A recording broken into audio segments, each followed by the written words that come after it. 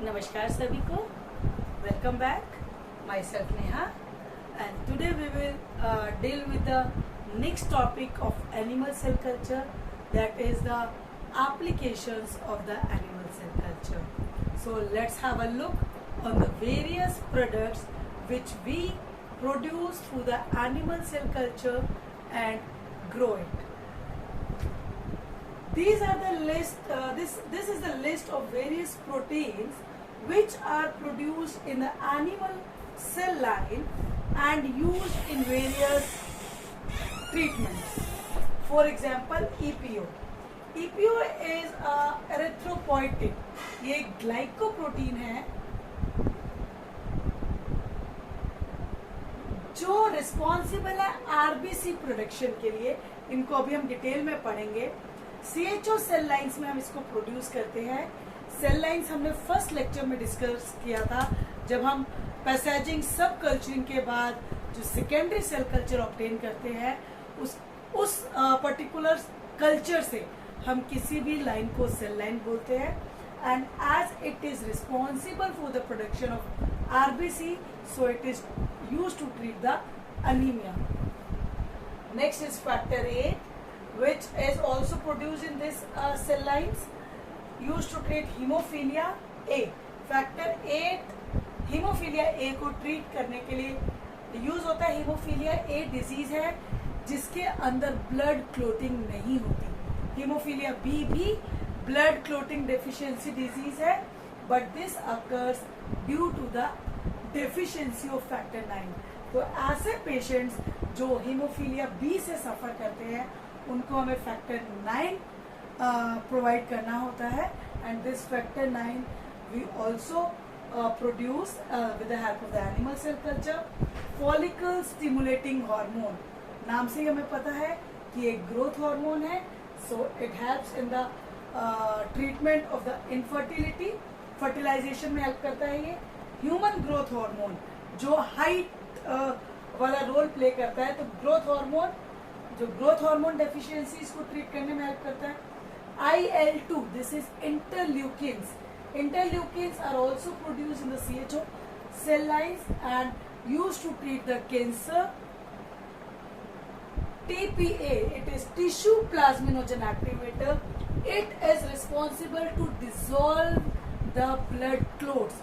जब हमें चोट लगती है तो वहां पर ब्लड क्लोट बनना चाहिए, और अगर नहीं बनता तो ये डिजीज होती है.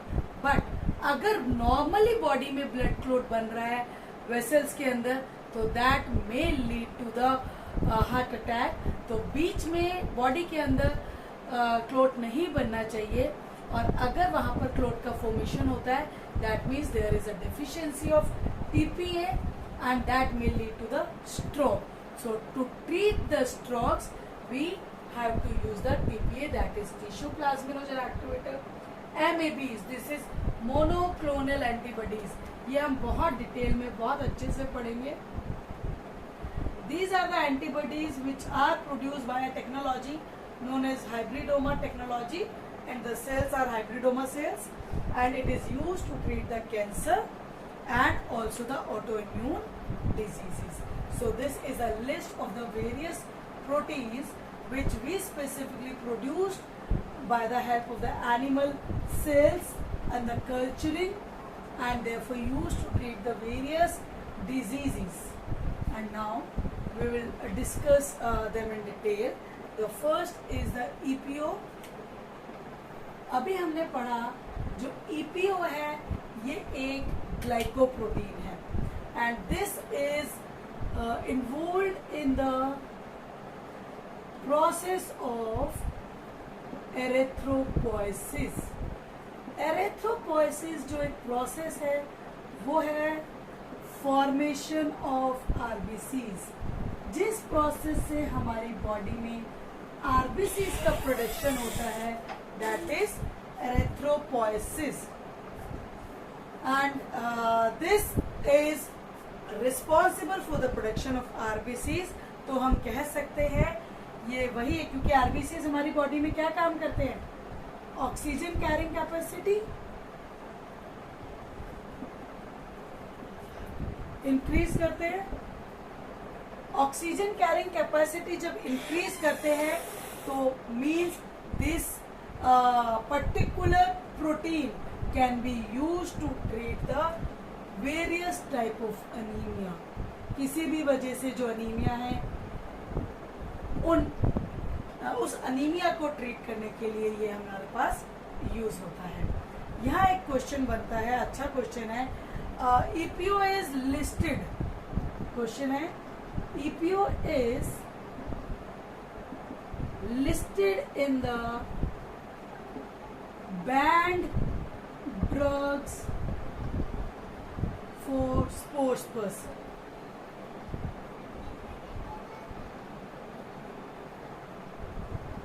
Why? So can you now answer why it is listed in the banned drugs for the sports person? क्योंकि अगर स्पोर्ट्स पर्सन EPO कंज्यूम करेंगे तो जो उनकी नेचुरल एबिलिटी है उससे ज्यादा वो ऑक्सीजन इनटेक कर सकते हैं एंड दस they have an unnatural benefit. और जब हम स्पोर्ट्स की बात करते हैं तो वहाँ पर नेचुरल जो उनकी एबिलिटीज है वो यूज करनी है, इसीलिए स्पोर्ट्स पर्सन को इस ड्रग को लेने का परमिशन नहीं होता। जब आप लोग डिस्कस करते हैं कि डोपिंग फेल हो गया, डॉप टेस्ट फेल हो गया, तो वहां पर इस तरह की कुछ स्टीरॉइड्स या ग्लाइकोप्रोटीन्स को कंज्यूम करते हैं जो गलत है। So this is about the EPO। हाँ, यहाँ पर एक वर्ड आता है RHUEPO। This is recombinant human erythropoietin. जब हम जेनेटिक इंजीनियरिंग से एक प्लाज्मिड लिया, उस प्लाज्मिड के अंदर इस EPO का जीन डाला और फिर इसका प्रोडक्शन किया, तो दिस इज RHUEPO। पहले क्या करते थे, पहले स्लॉटेड एनिमल्स के ब्लड से EPO को आइसोलेट करते थे, तो वो प्रॉब्लमेटिक था, वो टीडियस मेथड है, उसमें ब्लड बॉर्न डिजीजेस का खतरा है। तो इसीलिए जेनेटिक इंजीनियरिंग से आज हम एनिमल सेल कल्चर की हेल्प से EPO का कल्टीवेशन, कल्चरिंग, प्रोडक्शन कर सकते हैं। And second is the factor 8। जो फैक्टर 8 है वो है आपका वो protein, it is also protein which helps to treat the disease known as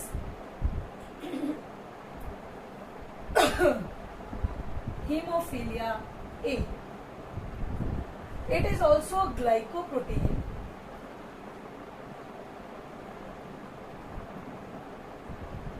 और जो हमारे पास हीमोफीलिया ए है उसमें जो प्रॉब्लम होती है that is deficiency of blood clotting.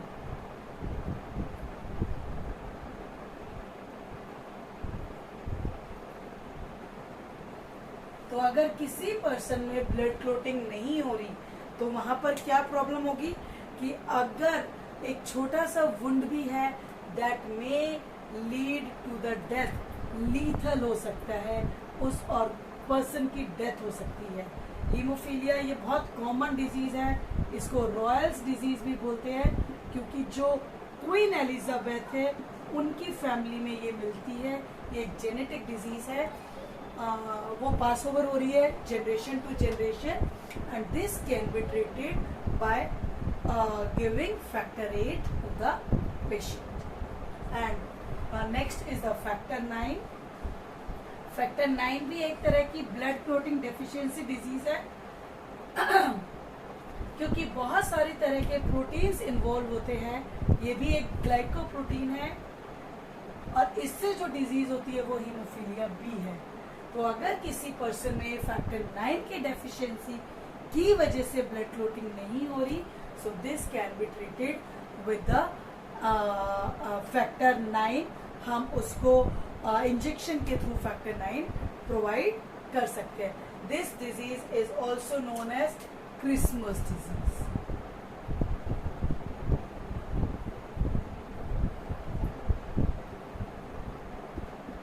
And next is it is very important, it is TPA.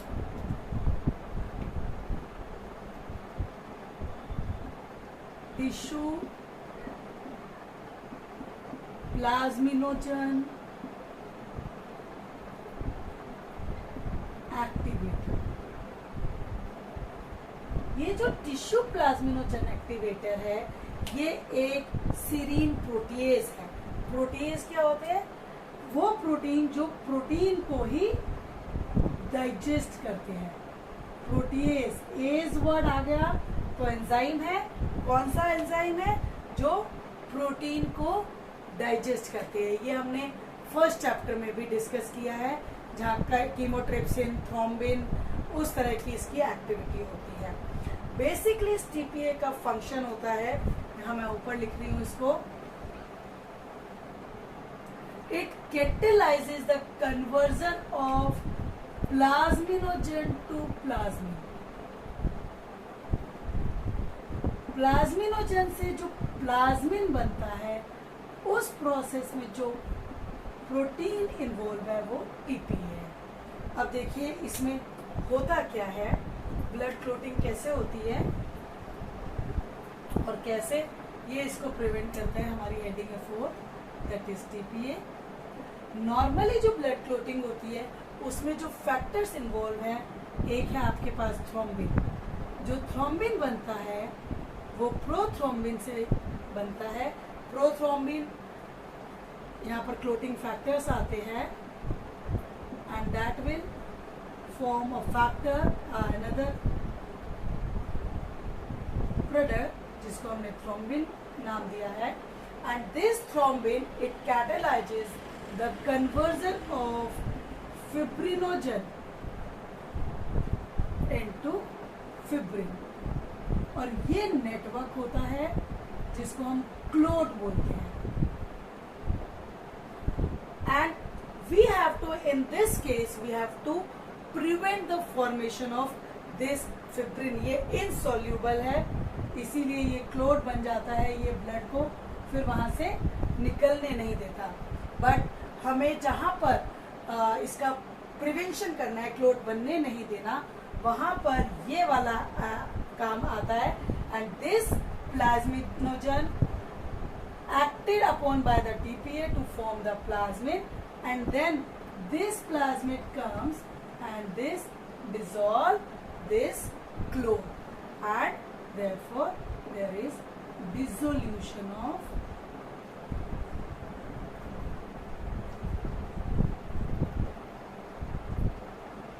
तो यहाँ पर ये हमारा TPA का एक्शन है। It prevents the formation of clots.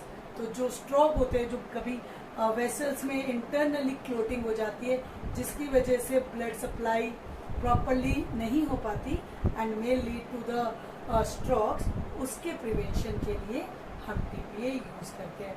And this is the first drug to be produced by the mammalian cell culture.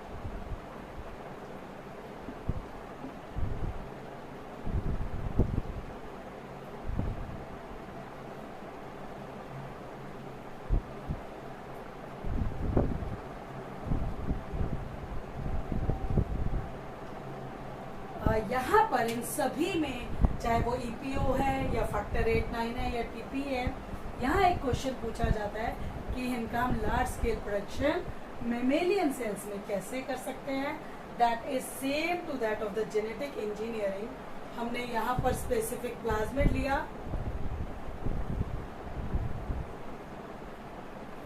ये हमारा plasmid है।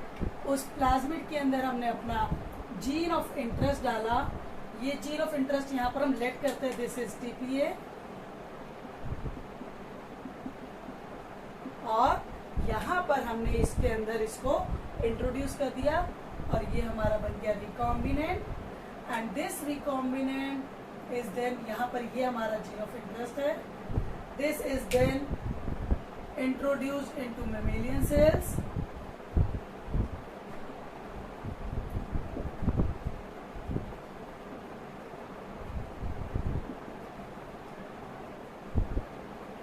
हमारी पेट्री प्लेट है जहां हमारे मेमेलियन सेल्स के अंदर हमने इसको डाल दिया, और अब क्या होगा, ये यहाँ पर प्रोडक्शन हो जाएगा और फिर हम इसका फर्मेंटर में लार्ज स्केल अप कर लेंगे।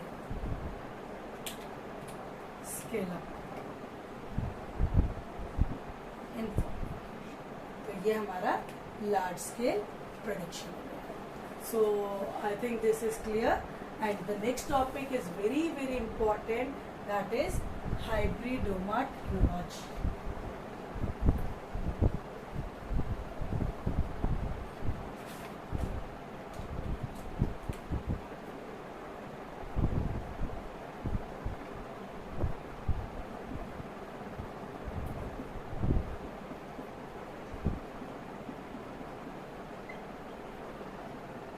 एक्चुअली ये हाइब्रिडोमा टेक्नोलॉजी है क्या, इसमें क्या होता है, this is the technology for the production of monoclonal antibodies.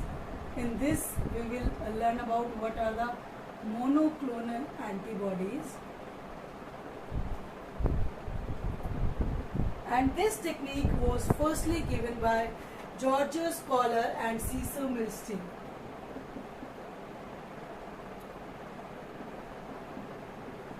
Cecil Milstein in the year 1975, and they were awarded Nobel Prize for this discovery. इसको अब अंडरस्टैंड करते हैं, ये है क्या चीज, होता क्या है। हमारे पास जितने भी एंटीजेंस होते हैं, मोस्ट ऑफ द एंटीजेंस क्या है, फॉरेन पार्टिकल्स। बॉडी के लिए जो भी फॉरेन पार्टिकल है वो एंटीजन है।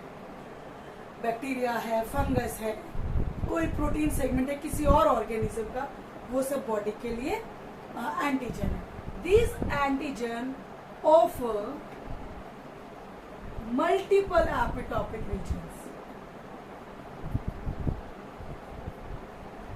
ये मल्टीपल एपिटॉपिक रीजन प्रोवाइड करते हैं, और ये एपिटॉप क्या होता है, इसको लिख लीजिए, एंटीजेनिसिटी डिटरमाइनिंग साइट।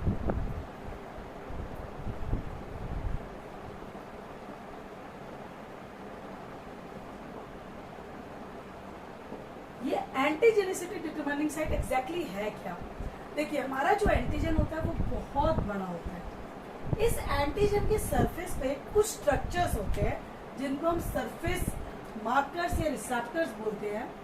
ये अलग अलग हैं से,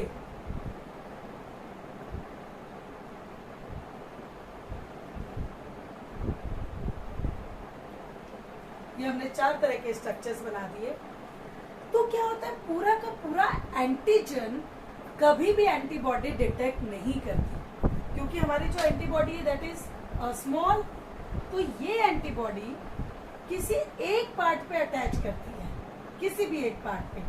तो ये पूरा एंटीजन है, पर पूरा एंटीजन एंटीबॉडी से रिएक्ट नहीं करता। इसका जो छोटा सा पार्ट इससे रिएक्ट करता है उसको हम बोलते हैं एपिटोप। क्लियर? तो जब भी हमारे पास बॉडी में एंटीजन एंटर करता है, कोई भी एंटीजन, वो क्या कर रहा है, बहुत सारी एपिटॉपिक साइट्स दे रहा है। जैसे अभी हमने यहां पढ़ा कि इसके अंदर 1 से 3 तरह के एपिटॉपिक साइट्स है। तो अब क्या होगा हमारी बॉडी में, जब ये एंटर करेगा, इट इंड्यूस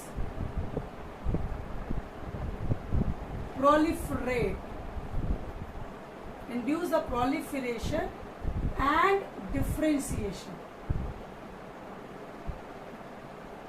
किसका? B cells. और ये बी सेल्स क्या है, ये वो बी सेल्स है जो एंटीबॉडी सीक्रेट करते हैं। तो यहां पर वैरायटी ऑफ बी सेल्स बनेंगी। क्लियर? अब यहां पर जो पॉपुलेशन बनेगी that is the heterogeneous population of antibodies।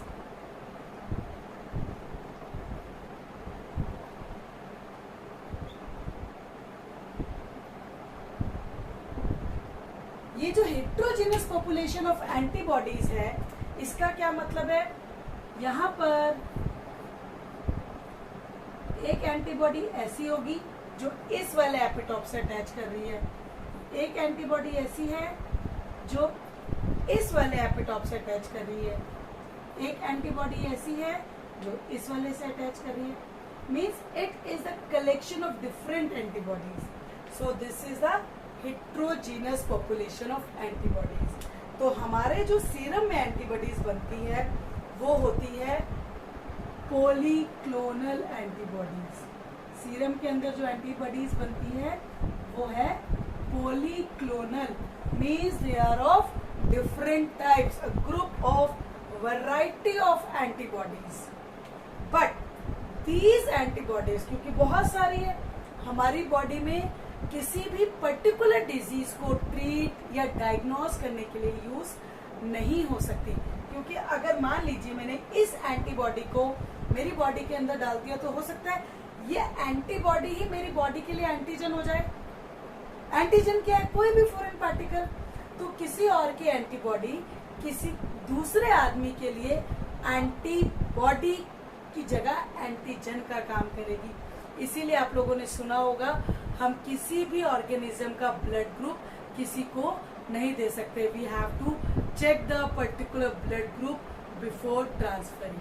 तो ये कुछ रीजंस है क्योंकि वहां पर एंटीजन एंटीबॉडी रिएक्शंस हो सकती है. तो अगर हमें पर्टिकुलर डिजीज का ट्रीटमेंट करना है या उसको डायग्नोसिस करना है तो हमें बनानी है मोनोक्लोनल एंटीबॉडीज. हमें बनानी है मोनोक्लोनल एंटीबॉडीज. और ये वो मोनोक्लोनल एंटीबॉडीज होती है, नाम से ही पता चल रहा है सिंगल क्लोन. यहाँ पर जितना भी ग्रुप है that is of same type antibodies, single type के क्लोन्स होंगे. अगर एक ग्रुप है तो उसके अंदर सारा ऐसा है जो इसको डिटेक्ट कर रहा है. दूसरा ग्रुप हो सकता है जिसके अंदर सारी ऐसी एंटीबॉडीज है जो दूसरे एपिटॉप को डिटेक्ट कर रही है. हमारी एंटीबॉडीज वाई शेप होती है, ये हमने क्लास 11 में पढ़ा हुआ है. So this group which is obtained from the single clone and can attack या detect only the same type of the epitope. Same epitope को ये detect करते हैं, इनको हम बोलते हैं monoclonal antibodies.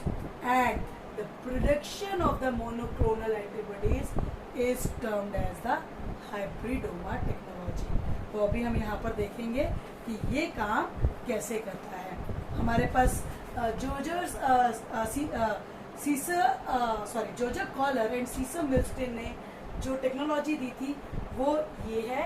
What they have done, यहाँ हम डायग्रामेटिक एक्सप्लेनेशन इसका देखेंगे. It is easy.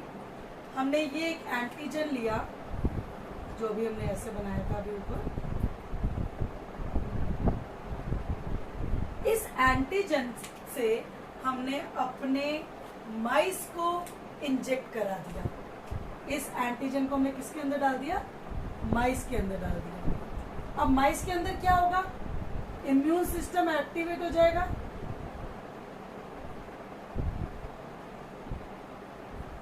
जब इम्यून सिस्टम एक्टिवेट हो जाएगा तो वहां पर डिफरेंट टाइप की एंटीबॉडीज बनेगी. इसकी एंटीबॉडीज भी बनेगी, इसकी भी बनेगी, इसकी भी बनेगी. अब हम क्या करेंगे, इस माइस की बॉडी में से स्प्लीन सेल्स को आइसोलेट करेंगे. स्प्लीन सेल्स को क्यों आइसोलेट करेंगे, क्योंकि ये स्प्लीन सेल्स ही होते हैं जहां पर बी सेल्स का फॉर्मेशन होता है. और जो बी सेल्स होते हैं ये वही सेल्स है जो हमारे को एंटीबॉडीज प्रोड्यूस करके देते हैं.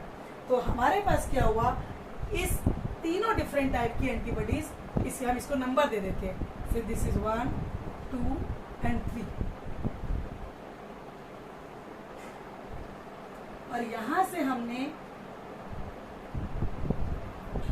ये सेल्स आइसोलेट कर लिए. कौन से cells, B cells. Plasma cells बोल देते हैं या बी सेल्स बोल देते हैं. 1, 2, 3. means this plasma cell will be responsible to produce the antibodies against A. This one, this plasma cell is responsible to produce the antibodies against this apoptotic region, and this plasma cell is responsible to produce the antibodies against this apoptotic region. अब हमने क्या किया, इनको isolate कर दिया और इसको fuse कराया, हाइब्रिडाइज कराया विद द माइलोमा सेल्स. ये है हमारे माइलोमा सेल्स. ये माइलोमा सेल्स क्या है, ये कैंसरस सेल्स है. अब हम क्या करते हैं, इन दो की प्रॉपर्टी हमने क्यों ली. एक्चुअली प्लाज्मा सेल्स वो सेल्स हैं जिसके अंदर प्रॉपर्टी है एंटीबॉडी प्रोडक्शन की.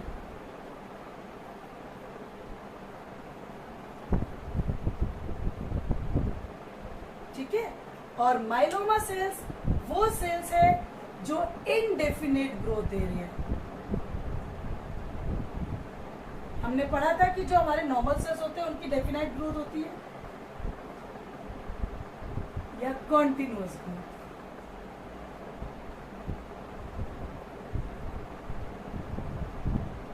अब क्या होगा, हमारे पास रिजल्टेंट्स होंगे.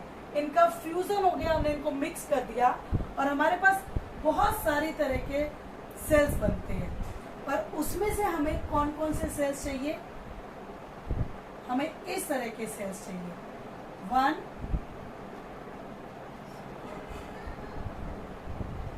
2, 3, each fused with, यहाँ पर ये जो हाफ सेल दिखा रही हूं, this is the hybrid cell, sorry myeloma cell blue वाला जो पोर्शन है, और जो ये ब्लैक वाला पोर्शन है जिसमें नंबर लिखा है वो हमारा बी सेल है. तो अब हम क्या करेंगे, इस तरह के हमारे पास मल्टीपल स्ट्रक्चर्स बनेंगे, मल्टीपल सेल्स बनेंगे. इसीलिए यहाँ से हमें इस टेक्नोलॉजी का नाम क्लियर हो जाएगा, hybridoma, hybrid of myeloma, hybrid of myeloma. Myeloma का मा वर्ड है इसके अंदर, तो ये है हमारे हाइब्रिडोमास. जिस सेल के अंदर दो प्रॉपर्टीज है, ये एंटीबॉडी भी बनाएगा. ये वाला कौन सी एंटीबॉडी बनाएगा, वो एंटीबॉडी जो सिर्फ इसके अगेंस्ट टारगेट करेगी. ये वाला वो एंटीबॉडीज बनाएगा जो इसके अगेंस्ट टारगेट करेगी. ये वाला वो एंटीबॉडीज बनाएगा जो इसके अगेंस्ट टारगेट करेगी. तो यहाँ पर हमारे पास ये हाइब्रिडोमा सेल्स बन गए. इसके अलावा कोई भी तरह का सेल होता है वो हम सिलेक्ट आउट कर देते हैं. इसके लिए जो मीडियम यूज किया जाता है जिसपे ये सिलेक्शन होता है उसको हम बोलते हैं हैट मीडिया. इस हैट मीडिया पे हमारी जो रिक्वायरमेंट वाले सेल्स है सिर्फ वो ही ग्रो करते हैं और कोई सेल ग्रो नहीं करता. हैट की फुल फॉर्म देख लेते हैं एक बार.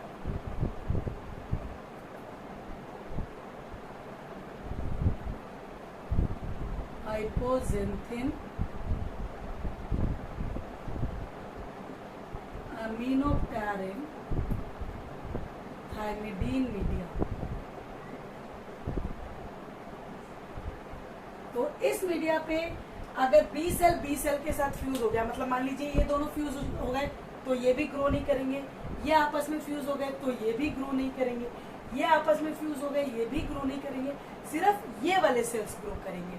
और फिर हम क्या करेंगे, इनको सेपरेट करेंगे. हर एक सेल को देखिए हमने अलग 3 टेस्ट ट्यूब्स बना ली और हर एक सेल को एक एक टेस्ट ट्यूब में डाल देंगे.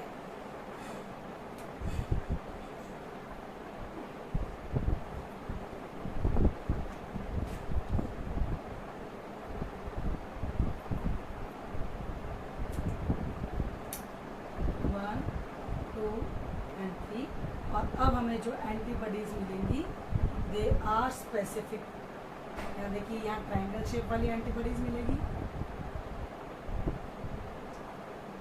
यहाँ पर हमें मिलेगी ये सर्कल जिसका रीजन है, और यहाँ पर हमें एंटीबॉडीज मिलेगी जिसका रेक्टेंगल है शेप.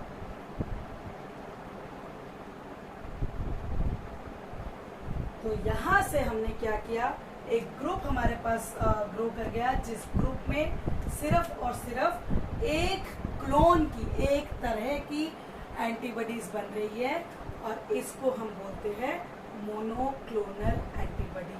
और ये टेक्नोलॉजी इतनी इम्पॉर्टेंट है कि आज हम बहुत सारी तरह की डिजीजेस को डिटेक्ट करने के लिए मोनोक्लोनल एंटीबॉडीज का यूज करते हैं।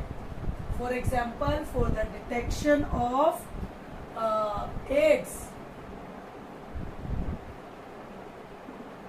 के डिटेक्शन के लिए यूज करते हैं। हेपेटाइटिस बी के डिटेक्शन के लिए मोनोक्लोनल एंटीबॉडीज को यूज करते हैं। इसके अलावा हम ट्रीटमेंट में यूज करते हैं। तो अब हम आगे दो मोनोक्लोनल एंटीबॉडीज पढ़ेंगे जो हम बहुत ज्यादा यूज करते हैं, रेगुलर हमारे पास यूज होती है। फर्स्ट एंटीबॉडी इज OKT3,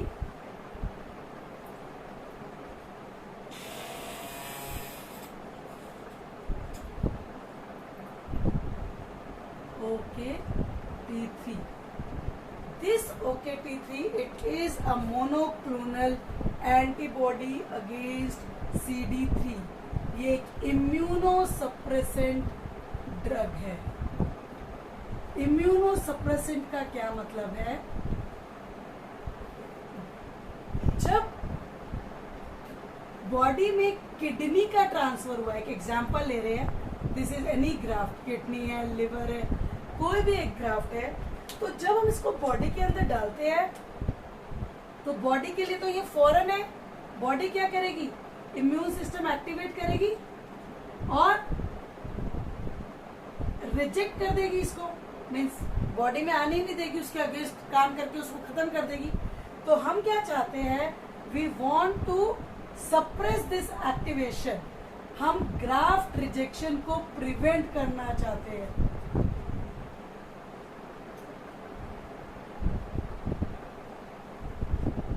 जब हम ग्राफ्ट रिजेक्शन को प्रिवेंट करना चाहते हैं तो हम इस एंटीबॉडी का यूज करते हैं। और ये एंटीबॉडी क्या करती है, जो हमारे टी सेल्स हैं, वो सेल्स जो एंटीबॉडीज बनाते हैं, बीओटी सेल्स एंटीबॉडीज बनाते हैं, बी हमने पहले पढ़ा या टी पर, इस सेल के सरफेस के ऊपर एक मार्कर होता है जिसका नाम है CD3, ठीक है, इसीलिए यहाँ पर OKT3 वर्ड आया है। CD3 के, अब ये जो OKT3 आई, ये यहाँ पर बाइंड कर गई, ठीक है, तो इसने क्या किया, बाइंड करते ही इसने सेल सरफेस रिसेप्टर पर बाइंड करते ही एक्टिविटी को बाइंड करते ही ब्लॉक कर दिया। जब ब्लॉक कर दिया तो अब यहां से एंटीबॉडीज का प्रोडक्शन नहीं होगा, और अगर एंटीबॉडीज का प्रोडक्शन नहीं होगा तो किडनी सेफ है। इसीलिए जब भी किडनी ट्रांसप्लांट होती है या लिवर ट्रांसप्लांट होता है तो कुछ दिन पेशेंट डॉक्टर की ऑब्जर्वेशन में रहता है, उसका इम्यूनो सप्रेसेंट ट्रीटमेंट चलता है, और विद इन अ वीक जब नॉर्मलाइज हो जाते हैं तो इस ट्रीटमेंट को बंद कर देते हैं। Sorry, last topic for today is another antibody that is Herceptin.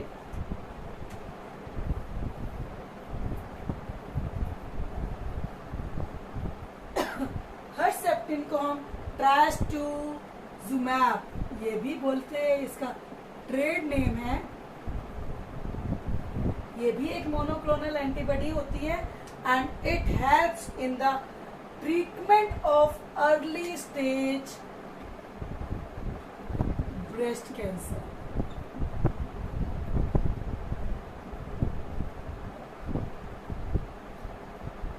Early stage breast cancer में डिटेक्शन में हेल्प करती है, ट्रीटमेंट में हेल्प करती है एक्चुअली होता क्या है इसमें, ये टारगेट करती है HER2 पॉजिटिव, ये सेल सरफेस रिसेप्टर है।